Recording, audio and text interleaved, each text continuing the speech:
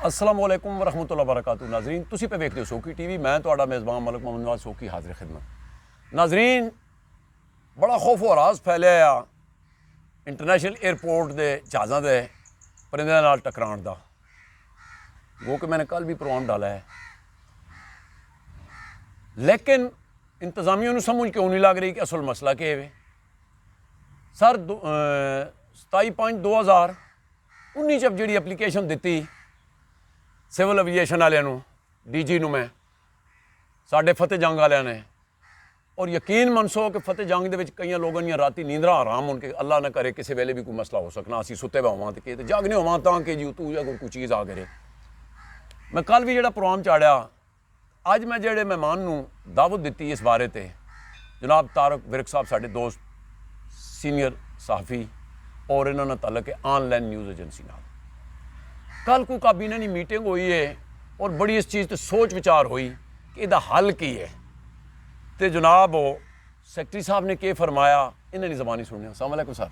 वालेकुम भाई क्या हाल ने, ठीक हो? ठीक, बड़ी मेहरबानी जनाब, असा लोगों की परेशानी ना अगो तुसी की मीटिंग हुई तो कि कौन कौन लोग सन?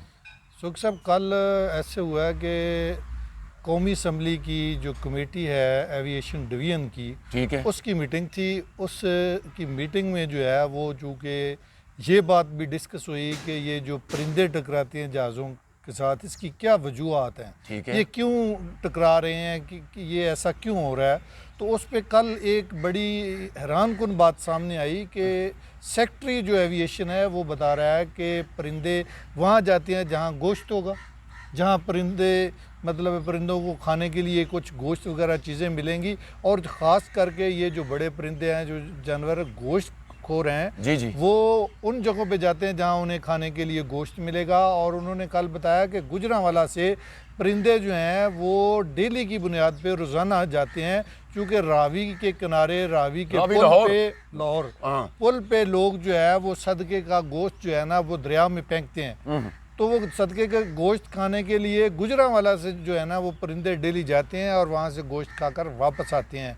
तो ये साफ ज़ाहिर है कि जब गोश्त जहाँ से मिलेगा वहाँ ही परिंदे आएंगे, और परिंदों ने तो साफ ज़ाहिर है वो जो बड़े परिंदे हैं जिसमें चील जिसे कहते हैं, चील गिद्ध भी कहने हैं, गिद्ध भी कहते हैं उसे, वो तो जाती है उस जगह पे जहाँ गोश्त होता है और जहाँ उन्हें खाने के लिए गोश्त मिले वहाँ इकट्ठे होते हैं। और ये चूँकि बड़ा परिंदा होता है और अगर ये पानी से भी काट लेता है, मतलब उत्ते तरने चुक लेता है, अगर ये जहाज से टकरा जाए तो ये तो बहुत ख़तरनाक होता है। वैसे तो चूँकि उसकी स्पीड ज़्यादा होती है जहाज़ की, अगर छोटा मोटा भी परिंदा टकराए तो वो उसका नुकसान वो मज़ाइल बन जाता है उसके लिए, बिल्कुल, क्योंकि स्पीड ज़्यादा होने की वजह से। तो ये तो बहुत बड़ा परिंदा होता है, और ये अगर खुदा ना खास्ता ये परिंदा टकरा जाए तो ये बहुत ही नुकसानदेह हो सकता है। इसलिए एयरपोर्ट का जो 15 किलोमीटर का एरिया है उसके हवाले से इंटरनेशनल लेवल पे ये बात तय है कि उस एरिया में कोई इमारत, कोई बिल्डिंग, कोई हाउसिंग सोसाइटी वगैरह नहीं बननी चाहिए, क्योंकि अगर बनेंगी तो वो हाई राइज बिल्डिंग्स बनेंगी जिसकी वजह से वो जो है ख़तरात लाक हो सकते हैं।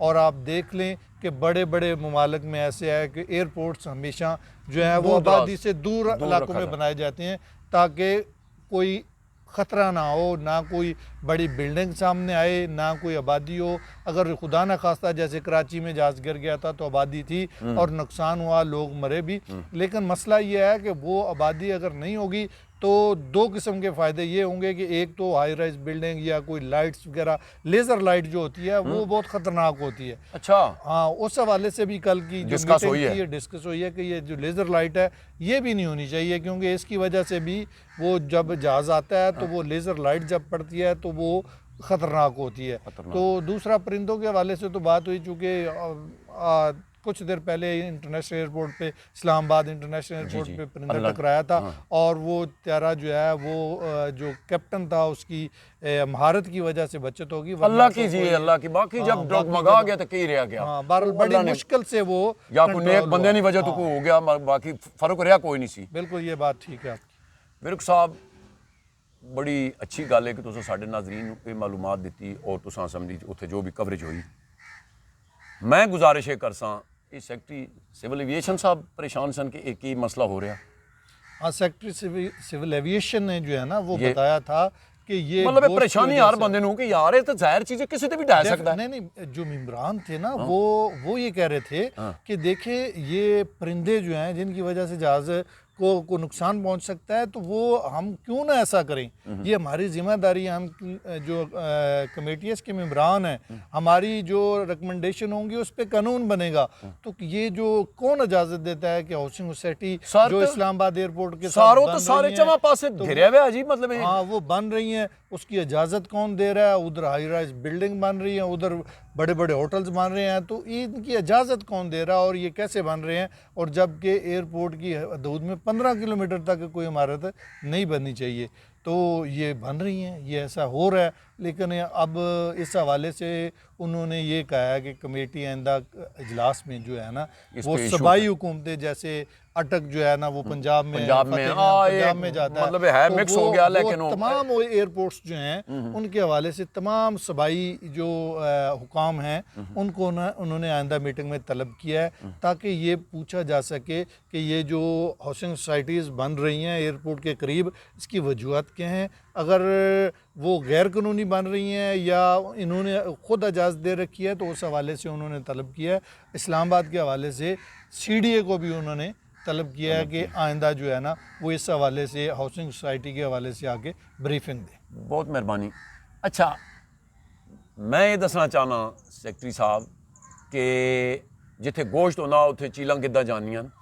जनाब ने गुजारिश करना, शायद तुहाडे तक साड़ियां हुण खबरां नहीं पहुंचियां, असी छोटे लोग हाँ जनाब, असी 2.5 साल तो पिट रहे हैं कि जनाब जिथे बिल्कुल जहाज़ लैंड करदा, ये तुसां मेहरबानी करके उन्होंने पहुँचानी भी उस कमेटी को। जहाज़ लैंड करता है, यकीन मनसो कि परिंदे उपर होने ते जहाज़ नीचे होंदा है। ਇਹਦਾ ਵਜ੍ਹਾ ਇਹ ਵੇ कि जनाब उत्थे ज़बा खाना जिथे माल मोशी आसान लफ्ज़ां च दस्सां। इस्लामाबाद एयरपोर्ट के करीब? सर जी उथों सारा 1 किलोमीटर दूर नहीं है। वो ज़िबा खाना कैसे सरकारी तौर पे बना वो हुआ पता है नहीं या खुद ही बनाया हुआ लोगों ने? नहीं वो सरकारी तौर ते वे पता नहीं अंग्रेज़ दौर दा या, लेकिन उदा रूट जहाज़ां दा बिल्कुल उहदे बिल्कुल सर जी कोई मेरा ख्याल है 100 गज भी नहीं है ऊपर ये तो जिथों बहुत खतरनाक है ये तुसी सारे मतलब उत्थे आई जंटरी तक गल पहुँचाओ और असां मतलब मैं उहदी कापी भी तुहानूं देना, ये भी तुसी उहनूं भेजना। ठीक है सर, असां 27/5/2019 दित्ती DG सिविल एविएशन दोस्तों ने साइन करके कि मेहरबानी करके इस ज़बाखाने का कुछ किया जाए। यानी ये जो ज़िबा खाना है इसके खात्मे के लिए आपने एप्लीकेशन दी सर हुई तो है? उसमें परे टोर देना मतलब है कि वो रूट ते जे आ गया और ये ते हर वेले ही नहीं वहाँ से ख़त्म कर दें, कहीं और बन जाए। सर साथ दूर पे, और हाँ। बढ़िया जगह नहीं जी, सरकारी जगह परे पई भी ना उथे बना छोड़ो। सही बात। और उसनों वो एप्लीकेशन जो आपने दी हुई है जी, वो किसको दी है? मैंने DG सिविल एविएशन दी सी इत्थे जाके उन्होंने दफ्तर च रिसीव करवाई सी। अच्छा, तो उस पे उन्होंने कोई जवाब? सर मैनू हुण देखो ना इकल्ला बंदा भाई जी, ते उस ते मतलब है ज़ाहिर चीज़ है, हर बंदा तुहानूं पता है ते भगुड़ मची गई। चलें ठीक है, उसकी आप ऐसा करें मैं कापी मुझे दे दें। जी जी, तो इंशाल्लाह हम कल भी मैं जड़ा कोशिश प्रोग्राम करेंगे चलाया इस उस हवाले विच से भी रब्ता मतलब करेंगे। मैं चलाइए ते ठीक ये असी गुजारिश करने आ जनाब उत्थे दे बासी बरका उस विच असी नहीं करदे आ। हुण जहाज़ दे विच अमरीका तो भी बंदे आ रहे होंदे नो, सारा इंटरनेशनल पूरी दुनिया इंटरनेशनल सर फिर एयरपोर्ट उस तो है, बाद इस पे देवे पूरी दुनिया से लोग असी तो आते हैं। यकीन मनसो सोच रहे सन कोई फतेह जंग तो बंदे कि असी इत्थे रोड बंद करांगे ताकि मतलब इंतजामिया नूं पता लगे भी मसला क्या है, लेकिन असी उस पासे नहीं जाते। अगर देर आए दुरुस्त आए, उत्थे आई जंटरी तक गल पहुँच चुकी है, जहाज़ टकरा। असी तो ये दुआ कर रहे हैं कि शुक्र अल्हम्दुलिल्लाह वो किसी आबादी से नहीं गिरया। सर तुसी फरमाने हो ना उसके जो ज़िबा खाना उधर है उसके हवाले से कोई फोटो आपके पास, कोई सर मेरे तस्वीरें, सुनो कोई फुटेज ये वगैरह? आज तुसा मैनू दसी ना गल कि जनाबा ने कल एक गल चली, तुसा प्रोग्राम भी देखा।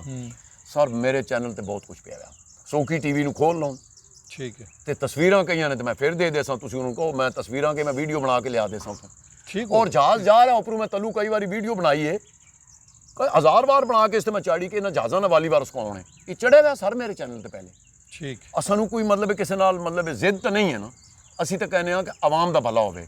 ते मैं ये गुजारिश करसा DC अटक साहब बस और AC फतजंग नूं गुजारिश करने कि जनाब अगर तुसां इस पासे नहीं ध्यान किया, ज़ाहिर चीज़ें और भी बड़े काम होंदे न, ते जनाब उत्थे थोड़ा जिहा नाल ज़बाखाने ना सर्वे करो। और नाजरीन अगर उन्होंने तक गल नहीं वीडियो पहुँचती तो मेरे कई दोस्त उन्होंने जर्नलिस्ट मतलब इसमें एक चीज़ मैं आपको बता दूं, जी। जो मेन चीज़ है ना वो ये है, आपने एप्लीकेशन DG सिविल एविएशन को दी है जी, वो ये है कि वो कल उसने कमेटी में भी ये बात की कि अगर कोई हाउसिंग सोसाइटी बनती है तो इसको रोकना हमारा इख्तियार नहीं है। सर मैं ये ਹੋਰ ਨਹੀਂ इख्तियार सर, है देखो, लोकल गवर्नमेंट सर का। मैं ਉਹਦੇ ये ਚ लोकल गवर्नमेंट डीसी करेगा या इस्लामाबाद में सीडीए वगैरह करेगा। ਵਰਕ ਸਾਹਿਬ ਉਹਦੇ ਵਿੱਚ ਇਹ ਗੁਜ਼ਾਰਿਸ਼ ਕੀਤੀ ਸੀ ਕਿ ਤੁਸੀਂ ਅਟਕ ਇੰਤਜ਼ਾਮੀਆਂ ਨੂੰ ਕਹਿ ਕੇ ਤੇ ਇਸ ਜ਼ਬਾਖਾਨੇ ਨਾਲ ਕੋਈ ਹੱਲ ਕੱਢੋ। हाँ। ਉਹ ਤੁਸੀਂ ਦੇਖੋ ਤੇ ਉਹਨੂੰ ਅਸਾਂ ਇਹ ਨਹੀਂ ਕਿਹਾ। अब वो तो उनको कह सकते हैं डीसी, वो भाई- उधर बात कर सकते हैं, अटक इंतजामिया से बात कर सकते हैं कि इसको फौरी ख़त्म किया ये जाए। मैं भेजूंगा। ये हो तो सकता है। जी ठीक- जी ठीक ਤੇ है। ਇਹ ਜਨਾਬ ਉਥੇ ਕਈ ਦੋਸਤ ਨੇ ਯਾਰ ਸਾਡੇ, ਮੇਰਾ ਖਿਆਲ ਹੁਣ ਮੈਂ ਕਿਸ ਦਾ ਨਾਮ ਲਵਾਂ, ਤੇ ਉਹ ਮਲਕ ਸ਼ਹਾਦਤ ਸਾਹਿਬ ਹੋਣੋਂ, ਅੱਛਾ ਹੋਰ ਕਈ ਦੋਸਤ ਹੋਣ ਯਾਰ, ਇਹ ਜਾ ਕੇ ਉਹਨਾਂ ਨੂੰ ਦੱਸੋ, ਕਿਉਂਕਿ ਮੈਂ ਜਦੋਂ ਜਾਣਾ ਐਤਵਾਰ ਹੋਣਾ ਉਸ ਦਿਨ ਇੰਤਜ਼ਾਮੀਆਂ ਦੀ ਛੁੱਟੀ ਹੁੰਦੀ ਹੈ, ਤੇ ਇਹ ਮਿਹਰਬਾਨੀ ਕਰਕੇ ਜਨਾਬ ਇਹ ਗੁਜ਼ਾਰਿਸ਼ ਕਰਨੇ ਆ। ਨਾਜ਼ਰੀਨ ਪ੍ਰੋਗਰਾਮ ਤੁਸੀਂ ਦੇਖਿਆ, ਸੋਚਣਾ ਜ਼ਰੂਰ। ਇसी ਦੇ ਨਾਲ ਤਾਰਕ ਵਿਰਕ ਸਾਹਿਬ ਤੇ ਨਵਾਜ਼ ਸੋਕਰੀ ਨੂੰ ਦਿਓ ਇਜਾਜ਼ਤ। ਅੱਲਾ ਸੋਹਣੇ ਨੇ ਵਾਲੇ। ओके जी, अल्लाह हाफ़िज़, थैंक यू।